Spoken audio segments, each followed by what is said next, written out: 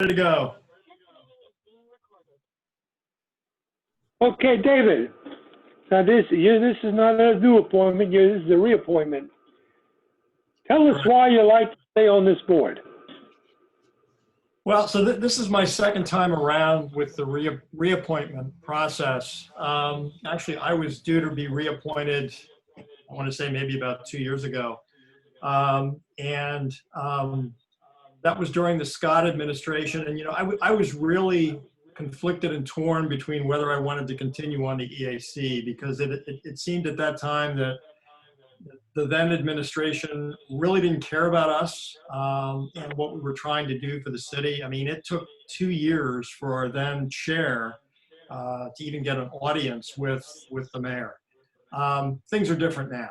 I mean, I personally have an agenda that's not yet complete with the EAC. There's work still to be done.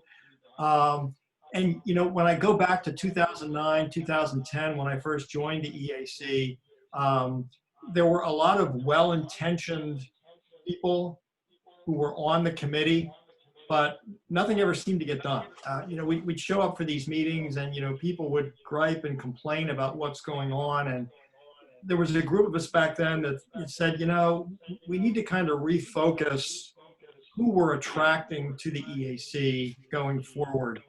We want to try to target, geologists, consultants, people in academia, people who can bring some dedicated disciplines to this committee.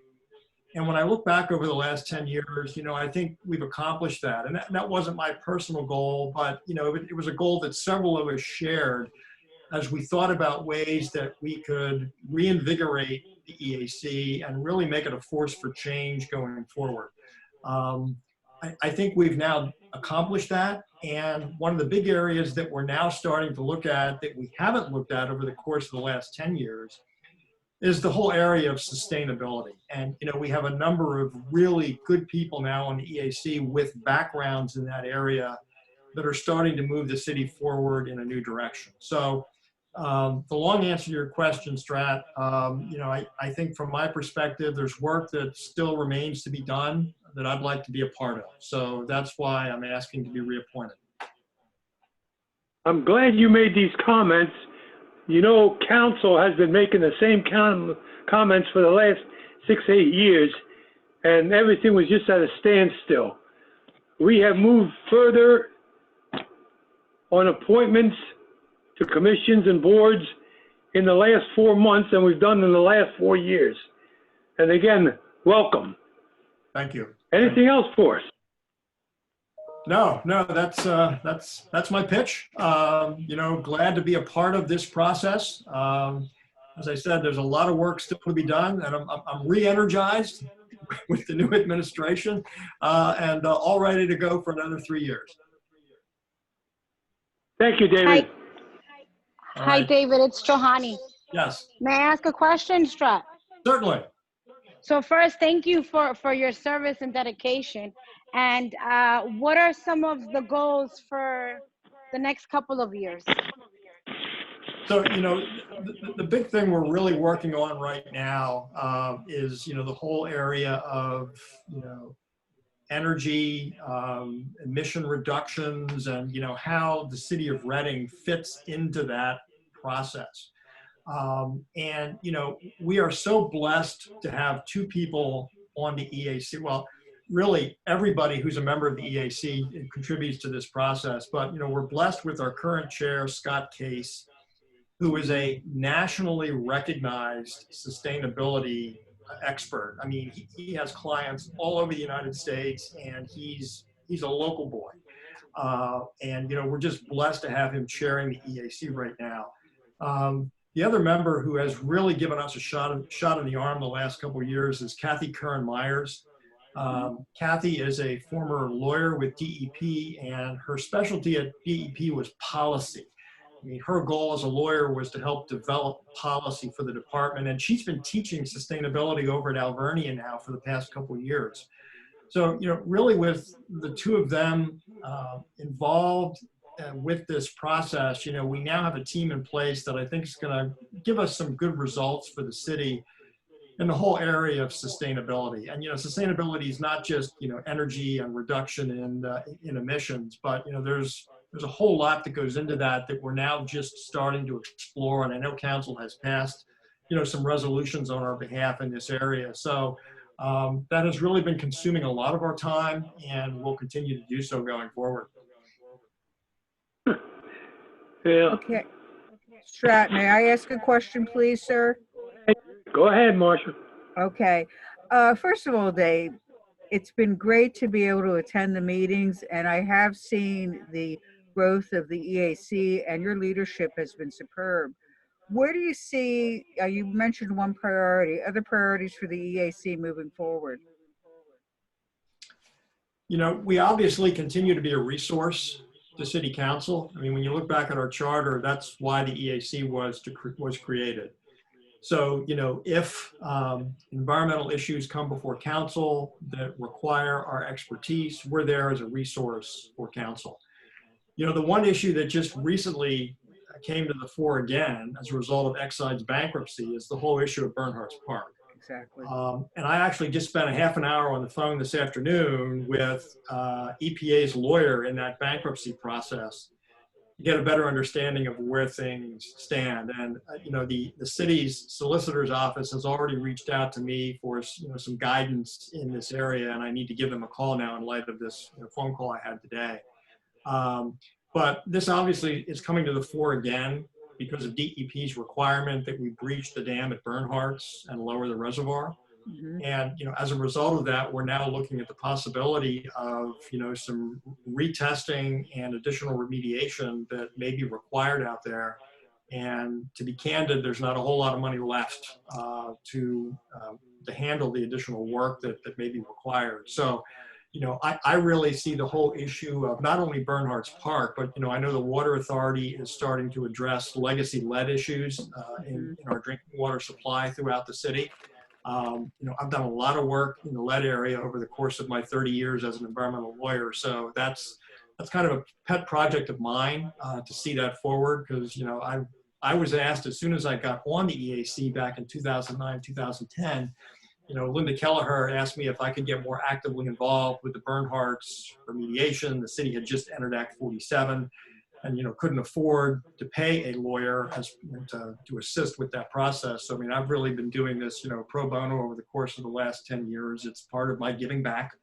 And, I think that's going to be an area of heightened interest, not only from our perspective, but I know City Council, I think, is going to be, more actively involved in this area as well, as these lead issues become more prominent with the latest Exide bankruptcy. Well, thank you. And your willingness to give back has just been extraordinary. I don't know, unless you sit in on the EAC meetings, I know Shelley has been really supportive of everything that's going on there. You really don't see the detail and the depth you folks get into. So much appreciated and glad you want to stay on board.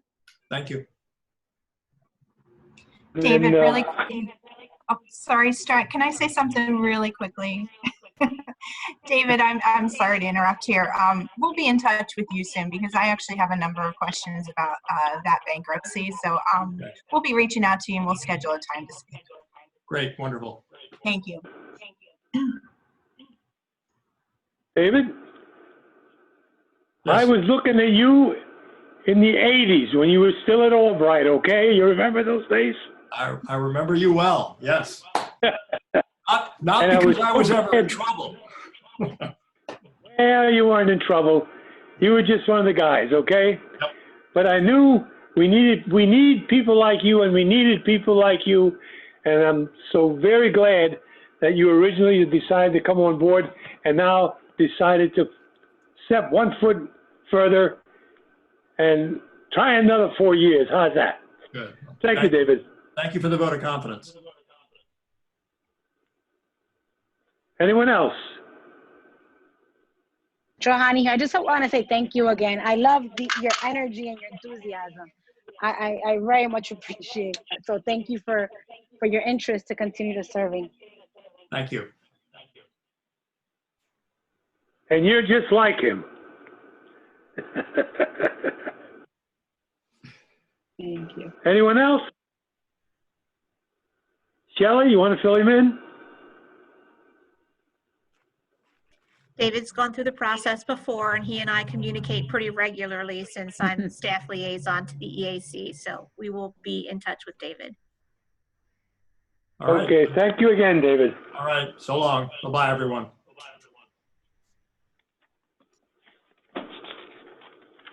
Who's the next? Mike Dunbar. Mike Gumbar. Hi, There he everybody. is. Hi there. How are you? Great. Hi, Mike. Hello. How you doing, Mike? Good. How are you guys? Good, thank good, you. good. Mike, tell us why I know you're doing a heck of a job, and tell us, you must be enjoying it that you're, again, applying to be reappointed. Why are you doing this?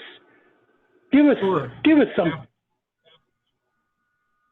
So I've been on the board for a little over 3 years now. It's been a great experience. The authority plays, in my opinion, an integral part in the continued growth, development, and success of downtown Reading, and I think we've taken some big steps in the last couple of years.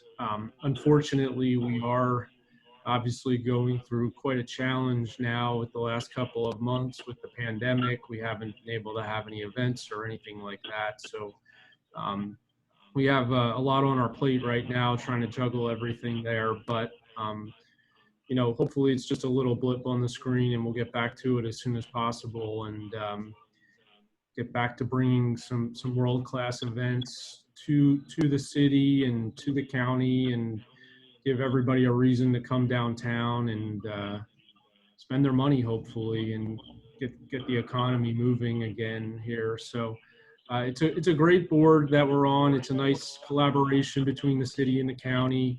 I think everything is run very well, very efficiently, and I'm glad to be a part of it, and hopefully can continue to be a part of it for another term, and looking forward to an even longer future than that.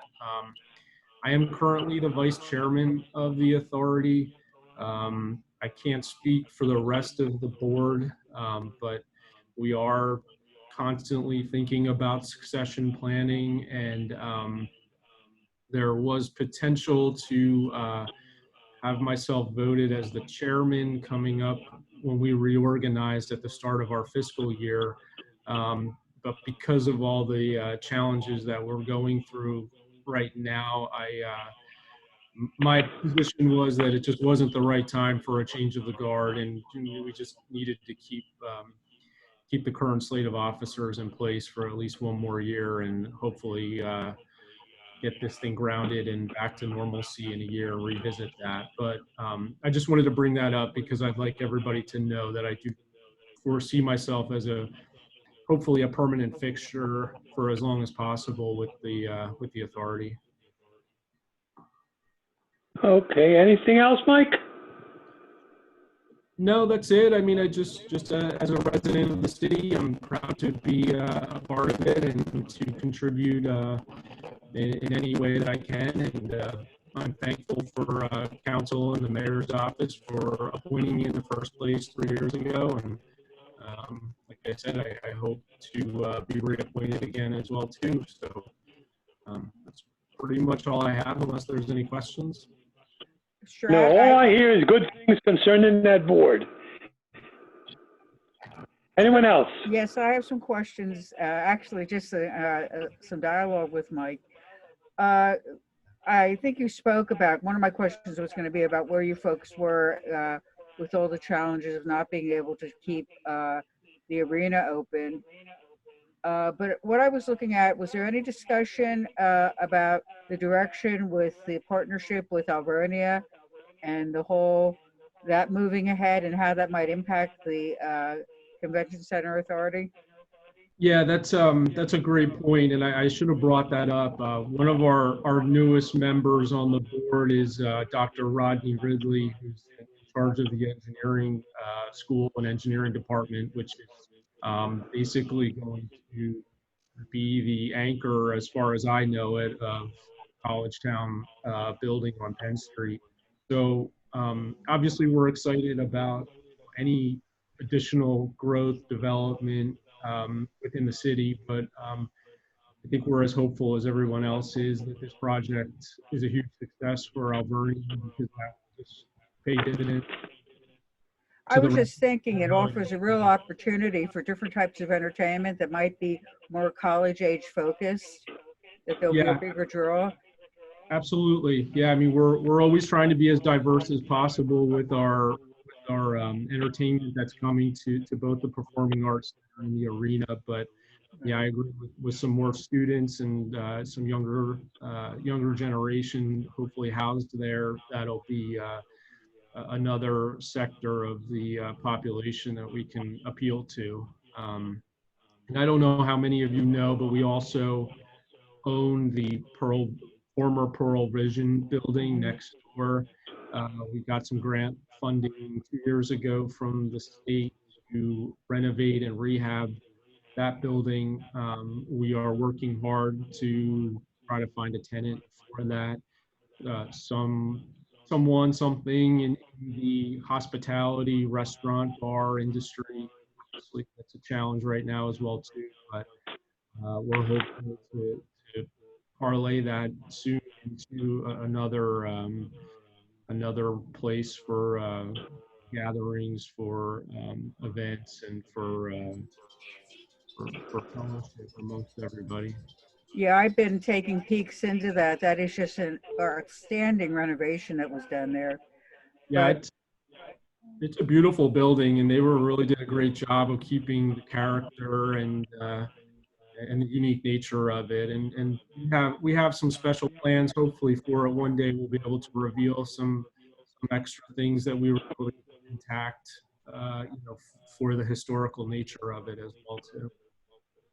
I guess another question I have regarding the use of the Performing Arts Center, and again, I know things are in a limbo right now. Have you heard, I guess you have the series, the Broadway series, the Reading Symphony's in place. Do they have a contract with you folks then to continue for concerts there? Yes, the symphony is going to continue. Broadway is still scheduled. I don't think I'm speaking out of line, but most, Broadway included, but most acts are doing what they can to stay on the calendars. But I think deep down inside, they're recognizing that it might not be a reality. But for now, Broadway is on the calendar again for next year. But that's pretty much it right now. There's really nothing else other than that. Okay. Well, thank you for keeping watch over this. It's just an important part of the cultural piece. The entertainment has always been real vital to the city. So it's important that those two venues and the expansion be successful. Agreed. Thank you for your support as well from council. Anyone else? Okay, thank you, and I'm going to welcome you aboard already. How's that, Mike? That sounds perfect to me. Thank you. Okay. Thank you, Mike. Okay, thanks everyone. Take care. Take care. Bye-bye. Bye. Okay, now we're waiting for Ed, right? Right. Yeah, we have about 10 minutes for Ed, so I don't know if you want to jump ahead to the policy, the background policy, while we have a few minutes. Absolutely. Okay, so there were a couple of questions last time we were reviewing the policy, and one of them was, do the Rec Commission and the library, do they require these background checks for their employees? I did find out today, yeah, that actually is the case. Because they have direct contact with children, they are required to have the same background checks. Now, in terms of whether or not they use the 10 years or the 5 years, I haven't been able to get in touch with Bronwyn in time, so I'm unsure. But I do know that the Rec Commission uses the 10 years. And whether the library uses 10 or 5, I still believe that we as the city have the discretion, or have the ability to use our discretion and make it a higher standard. of 10 years, and that's what I'm recommending. So I have a final version of the policy to put forward for the handbook. And if anyone, I haven't heard anything from anyone since the last time we met. So if there's anything that anyone has any concern about, please let me know. We can make changes before next week. When did it go into effect for the rec board? When did the background checks go into effect for the rec board? Yes. I'm assuming they probably went into effect when the law went into effect, if they weren't already doing them before. So at the very latest, 2014, but perhaps before. I'm not exactly sure. Okay, now when did this additional piece go, is going to be added to, or is going to? It's not really additional, Councilman. We're doing it more upfront so that we don't go through the entire process and then either the rec commission or library do their background checks and find out after the fact that someone is unable to serve. So what we've done is we've put the requirement in the front of the process so we can get that out of the way right away. But don't you think this should have been done before, when you knew you had a federal, a state, a local policy? Now we're throwing in an additional policy, which I'm not saying is wrong, okay, but we're doing it now. Why wasn't this done originally? They were being done, they were being done later in the process though, and they always came out, whenever they were performed, they came out okay.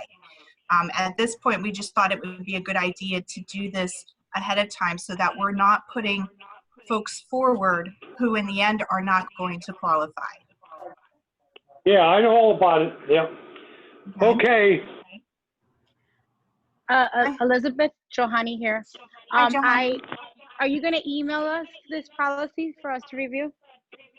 Sure, I'm sorry, I thought that went out earlier today. I can get you a copy of it. It I did. mean, I will, you know what? I will double check my email. So, I mean, I haven't sat today since I've been Shelley, at I'm work. not, But I Shelley, will did they go check. out? So don't, if they went out, I will look. Yeah, Okay. it went out very shortly Okay. after Elizabeth provided it to me this morning, so it should Yeah. be sitting in your email. All right, I will check. And then also, I would like to know what the library does, if the library, if they do the 5-year, the 10-year, because I would like for us to make things as consistent as possible and have the same standards.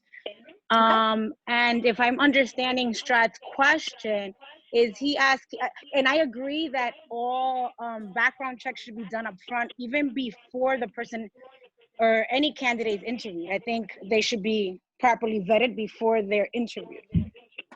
Right. So I'm definitely in favor of that. I'm sorry, go ahead. Right, and I don't know if Strat's question was why the change from 5 to 10 year. I'm trying to understand Strat's question. Or is he asking, because we do the background checks, or is he asking for backgrounds to be done up front, or were they always done up front? I'm trying to understand his question because I didn't get it. For the rec I think commission, up it's always. front. Oh, I'm sorry. I'm Okay. sorry, go ahead. So you were asking why is it now up front? Is that correct, Councilman? Yes. Okay. Yeah, and it's just as I explained, Councilwoman, it's to avoid any unnecessary spinning of our wheels. If we're going to require these background checks, they should be done up front so that we don't waste anyone's time or any unnecessary embarrassment, honestly. So we just want to take care of it as soon as possible. Yeah, That makes sense. Yep, absolutely. I wasn't sure if his question was whether they were done up front or why, or did we have 5-year versus 10-year, or why we're changing it. I thought he was asking that type of question.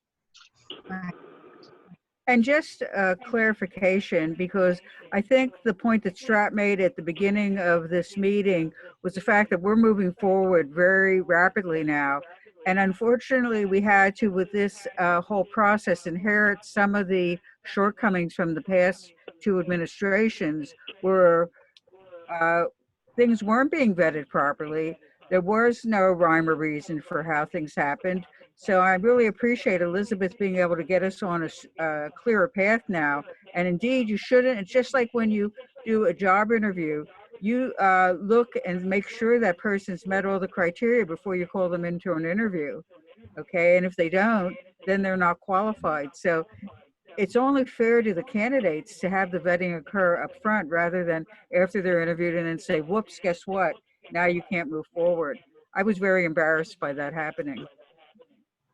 But you prepare somebody by telling them you need this, that, and the party goes on and gets everything, and it's what you wanted. Now you add something else onto it. Mhm. Which is I don't something hear no that, comments with that. well, No, I was agree with you, gonna Strat. I think that the miscommunication was that we didn't look at each of our board authorities and commissions as separate entities, and the ones that work with children have to be looked at differently than the ones that don't. I'm sorry, Shelley. Oh, that's okay. Yeah, I just, when we were looking at this earlier, Linda and I will need to work with Elizabeth to change the disclaimer on our application form to make sure that we add this in there, so that it's clear up front that it's 10 years, and if you work with youth, these extra things apply. So we'll have to work on that.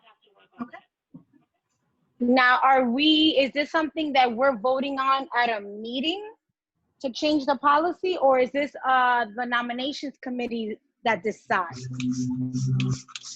I think it's going to go to council. I'm not sure how the policy handbook is normally updated, but I think it would normally go to all of council because it's council's policy. Yes, it's adopted by resolution every 2 years when there are new counselors coming on board. Will we be Thank updating the you. rest of the handbook at the same time, Shelley? Because we had other updates that we were discussing earlier in the year. Yeah, we should review that again and make sure that we've got that all in there. Okay, then we can do it all at once. Okay. And we got to check those dates and times, length of time that you can do all this. The 5 and the 10 year, let's get all that straightened out. Okay. The other question I had, Elizabeth, when I looked at the policy, some parts of it talk about all boards, authorities, and commissions, and others are specific to ones that work with children and students. So I think we'll need to specify that all the way through. I think I have in the scope, it would be all city boards, authorities, and commissions where the members have direct contact with children or students. So the scope would apply throughout, but we can go through and make sure it's uniform.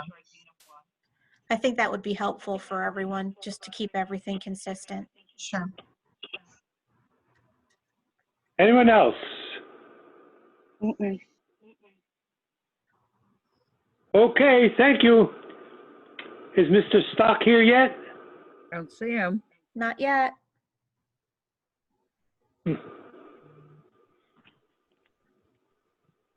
Well, what else can we do here? Well, we have to make recommendations. I guess we really would want to wait for him, but are we going to move the 2 other candidates forward?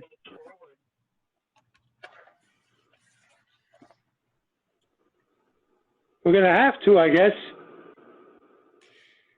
Well, no, wait, he was supposed to be here what time? 4:30? Yes.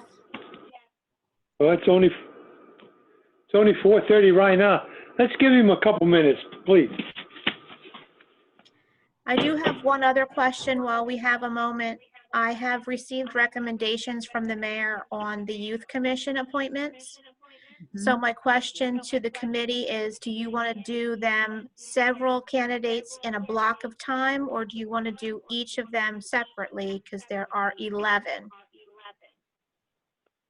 I would do them in the block, I think.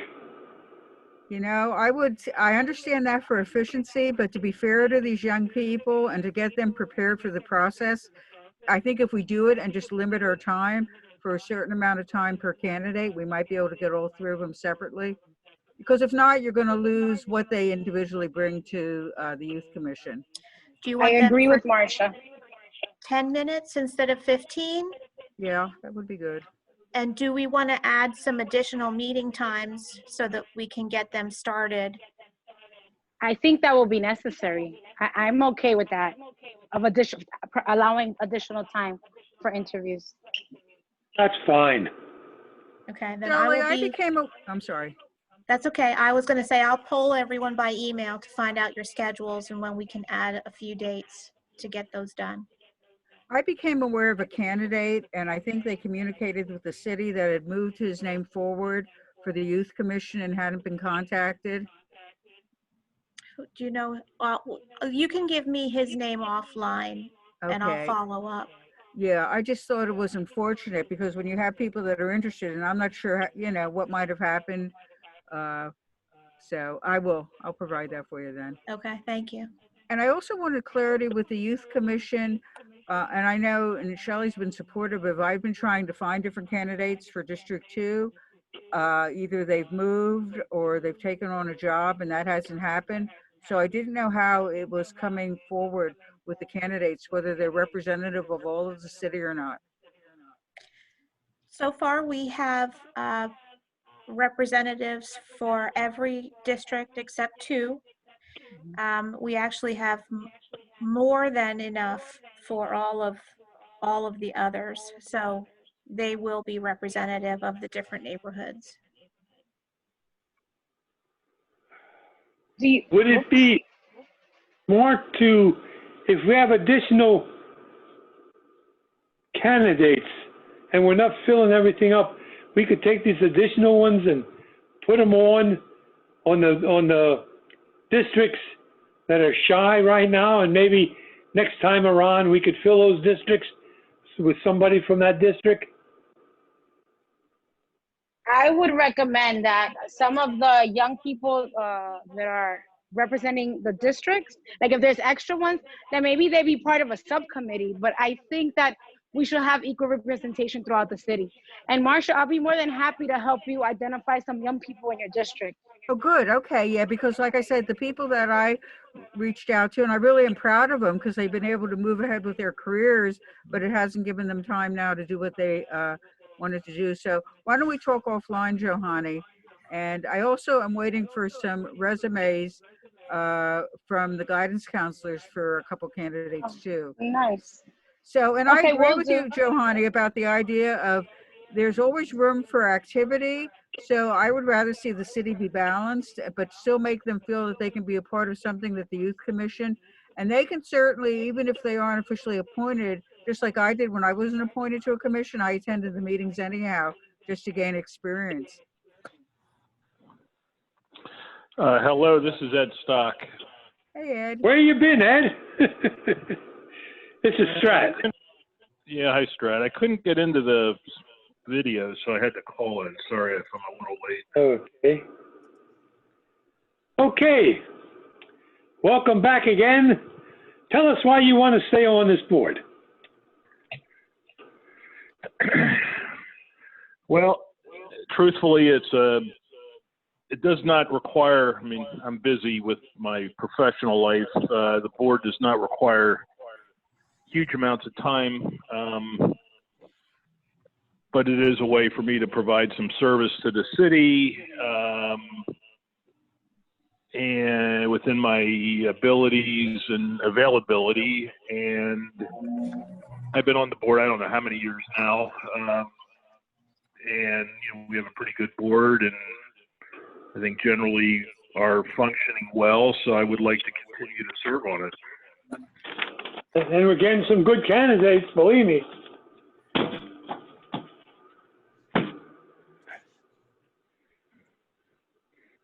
Well, I will be asking for a pay raise, Strat, that's for sure. Well, we pay weekly, Okay. very weekly. No, but we are getting some good guys. We'll make sure you get double what you currently get. Good. Perfect. Perfect. So any quick question. What are some major accomplishments, strengths of the board, and maybe some areas you'd like to be improved? Well, I know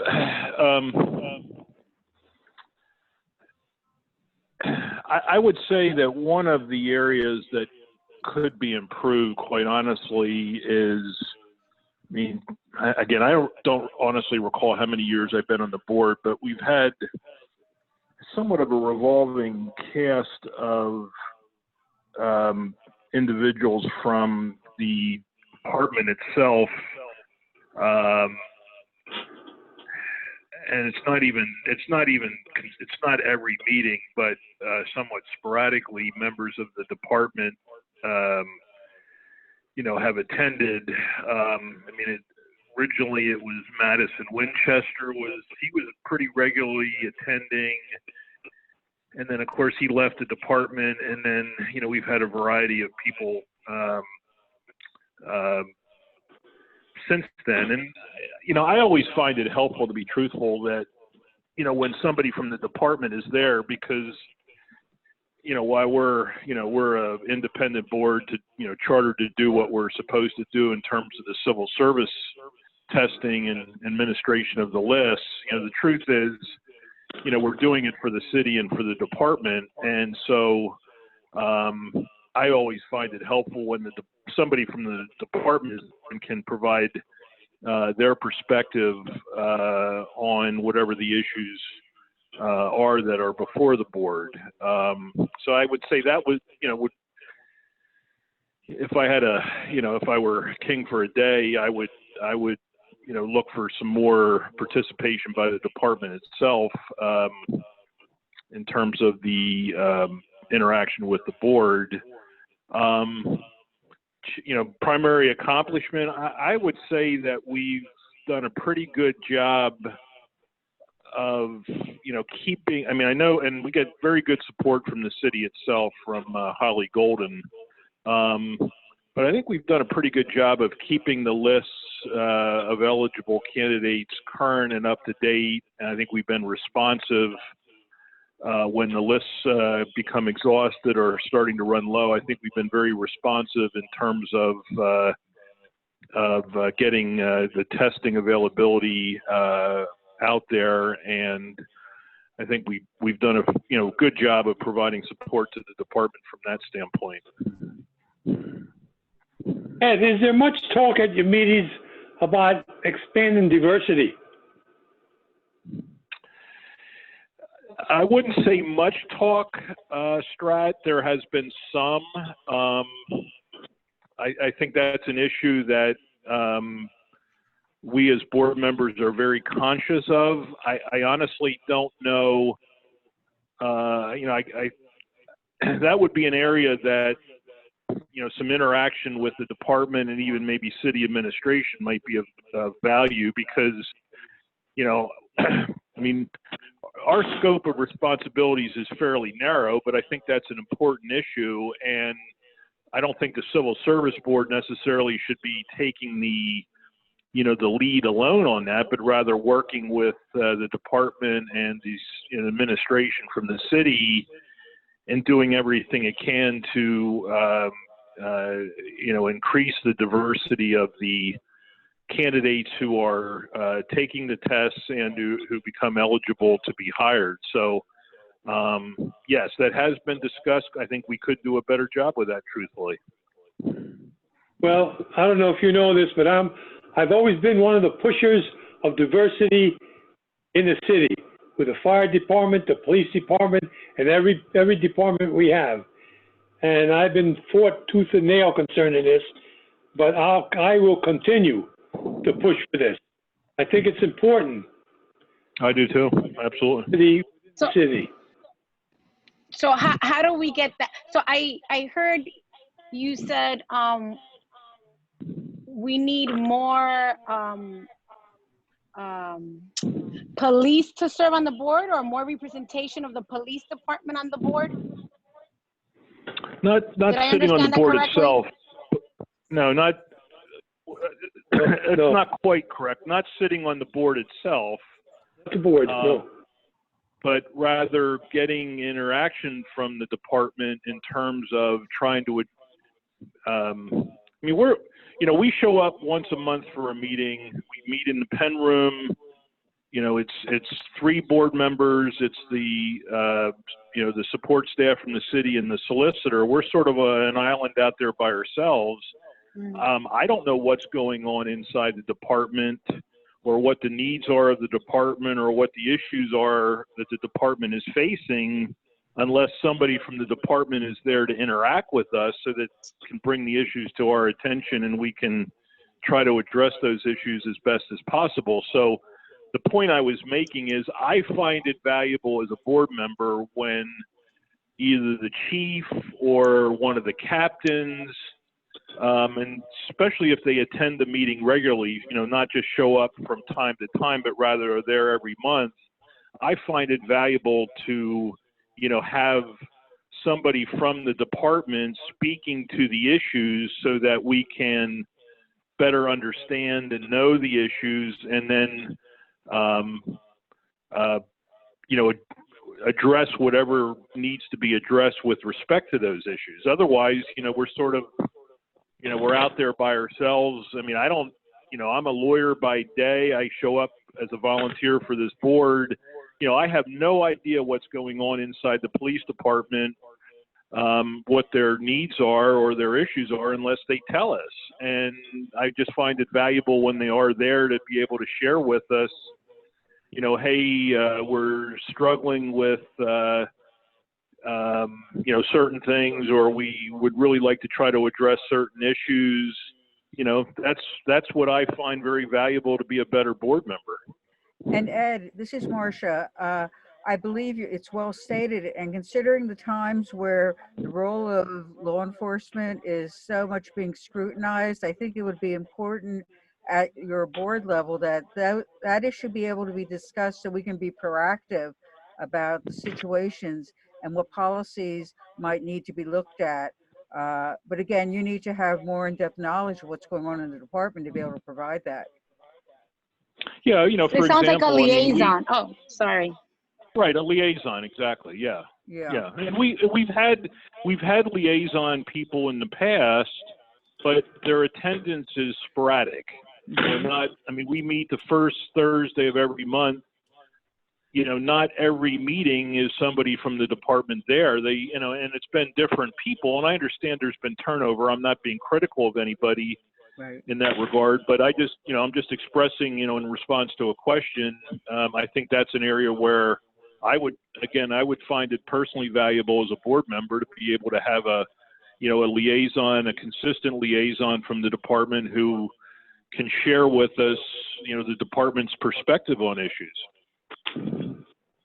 I agree with you. So I'd like to discuss at some point separate. Yeah, it's me, Strahani Strat. I just feel that, us council members who are on this committee, we should probably have these conversations and figure out how we can make that happen, because it's valuable input that you provided to us. And, and as Marcia stated, we want to be more proactive. So I thank you for that input. Another example is, we, for entry level testing, we use what I'll call a standardized test that is actually purchased, and forgive me, I don't remember the name of the company from whom the city buys it. And I think it's a well-recognized test to be utilized for entry-level civil service testing. But for example, I don't know whether that testing is really identifying the candidates who really fit the needs of the department. I wouldn't know that unless I get information from the department itself. Hey, this test doesn't really, maybe it, finds out who knows history well, or who can, it's a fairly basic intelligence test, but, is it really addressing the needs of the department in finding qualified officers, especially finding qualified officers at a time like, we're going through now. So that's just another example to me of, where I would find interaction with the department helpful. Yeah, and I think, Ed, to build on that, we don't know whether the test is geared to be looking at like the special needs of diversity, cultural, competency, all those kind of things. So you're That's right, right. not knowing what the test consists of. I know there were issues when I first got on council where we were looking at the test being bilingual. And then, what's the proficiency of the bilingual staff that we bring on board? Not that just they pass the test, but they can be bilingual and bicultural. So there's a lot of challenges that I think your group could really, with the better liaison from the city, really address. So I would love to learn how we can address these and how do we encourage and push for also more diversity and like Marcia stated, like I what exam does identify all those cultural competencies and so on. So I would look forward to see what this board can possibly come up with and how do we support and help make this happen. Well, I used to try and push it myself, okay? But I was always shouted down by certain people.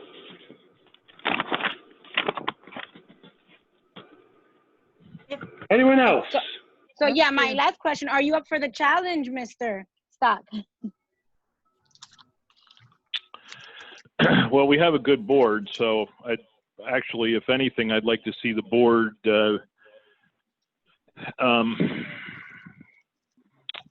actually maybe do more than we have been doing. So yes, to answer your question, certainly. Thank you. And thank you for your commitment and dedication to serving. We appreciate it. Thank you, Ed. All right. Just Appreciate your time.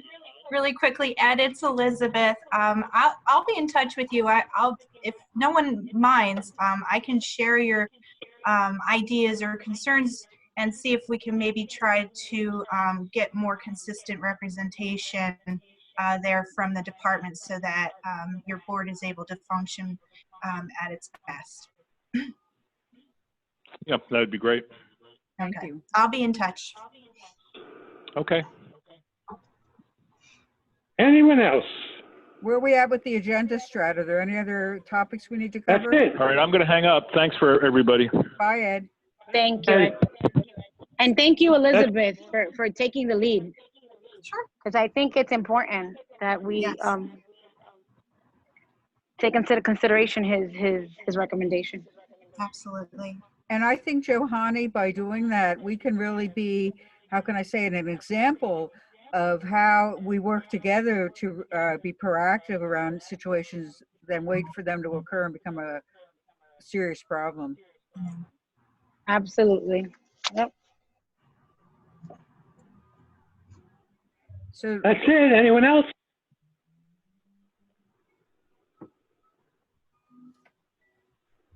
Okay. No, we're good. okay, we have 10 minutes till our next meeting. Shelley, do we stay on with the same Zoom number? No, you'll hang up and there's another number. Okay. Bye-bye, everybody. Everyone. Yeah. Bye, everyone. I'll see you in a little bit. Right.